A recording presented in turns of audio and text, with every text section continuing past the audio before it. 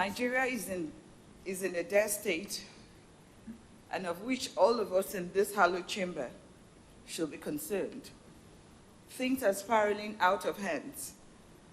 We're currently degenerating to the state of nature, which Thomas Hobbes, the British philosopher, described as nasty, brutish, and short.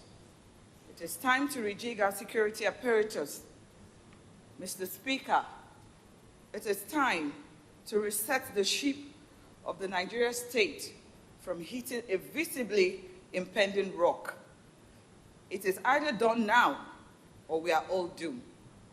Fortunately and unfortunately, the major buck stops at Mr. President's table, being the Commander-in-Chief of the Armed Forces and the Chief Accounting Officer of the Nigeria State with exclusive power on security. Mr. President, I don't know if I should call him former general or I don't know, Commander-in-Chief of the Armed Forces, Muhammadu Buhari. The times of platitude is over. The times of frank talk are here. We must speak the truth to ourselves now that all is not well and live, and or console ourselves with lies and die ignobly. Death is everywhere, and this should call for all of us to be concerned, most especially from we mothers like me. Nowhere appears to be safe. Banditry, invasion in the northwest, Boko Haram, rampaging in the northeast, IPOB and ESN unrest in the southeast, kidnappings and herders, farmers clashes in the south-south and southwest, besides other social vices like armed robbery, rape, child molestation, what have you.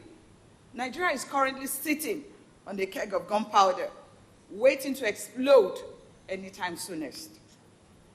Mr. Speaker, it is time for us for outside of the box thinking.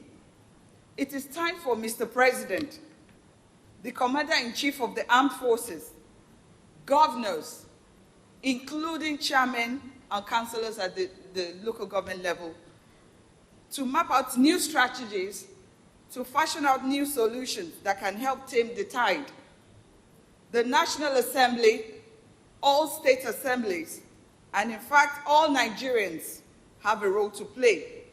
But the bulk of the job lies with you, Mr. President. Some of the solutions needed may not be new, beg your pardon, totally, but they have to be re-innovated and introduced very quickly. For instance, state and community policing is no longer a luxurious demand, but a need, and it must be done as quick as possible.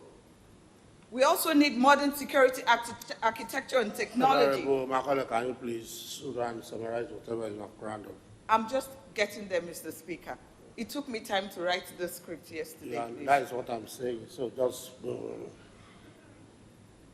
Much ado about talking, Mr. Speaker. Much more the youth must also be employed and fully engaged. For there is an old saying, an idle mind is the devil's workshop. Employment must be provided for them, and those engaging in businesses be given enabling environment to operate through incentives and grants. Mr. Speaker, finally, I'd like to end my message today on the need for prayers from all Nigerians to God to save our land. For the secret to all success or failure in life is failure to pray or failure not to pray. It is on this note I hereby call on you, Mr. Speaker, Right Honourable Speaker, to allow all of us members of Parliament and the people perhaps in the gallery to rise up and pray for Nigeria in the spirit of the holy month of Ramadan, and also as patriots for the love and solidarity to the peace and unity of our great country, Nigeria, with your kind acceptance, Mr. Speaker, that we rise in one accord to recite the second Thank you very stanza much. Our of the prayer will Nigerian be national accepted. anthem. Thank you.